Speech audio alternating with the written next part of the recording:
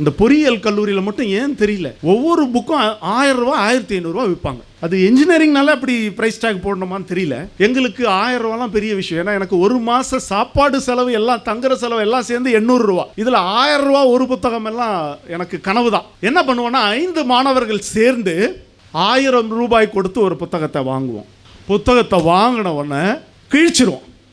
என்ன சார், எதுக்கு சார் 1000 ரூபா கொடுத்து வாங்குனீங்க? புத்தகத்தை கிழிக்கிறதுக்காக வாங்குனீங்க.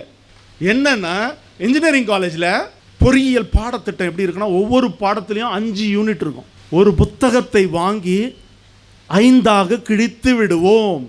யூனிட் 1 நான் படிப்பேன், யூனிட் 2 என் நண்பன் படிப்பான், யூனிட் 3 3வது யூனிட்டை இன்னொரு பையன் படிப்பான், 5வது யூனிட் படித்தவன் என்கிட்ட அவன் முடித்தவன 5வது யூனிட்டை குடிப்பான், நான் 1வது யூனிட்டை அவனுக்கு கொடுப்பேன். இப்படி புத்தகத்தை கிழித்து கிழித்து படித்து விஞ்ஞானியாகி உங்கள் முன்பாக நின்று கொண்டு இருக்கிறேன் நண்பர்களே.